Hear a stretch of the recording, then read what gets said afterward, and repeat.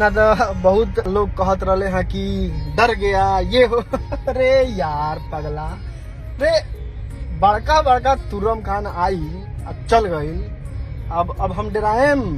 खैर रात में आते हैं लाइव, तो वो हुई जे आप लोग चाह रहे हैं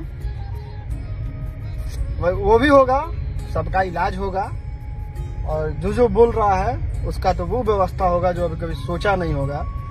और बाकी वीडियो नहीं आने का कारण यही था कि आदमी थोड़ा गांव में भी है, तो गांव में नेटवर्क का इशू रहता है, और उतना भी नहीं है कि कुछ भी कहीं खेत में खड़ा होकर वीडियो बना दे रहे। तेरा भैया का लेवल है यार, मजाक थोड़े है।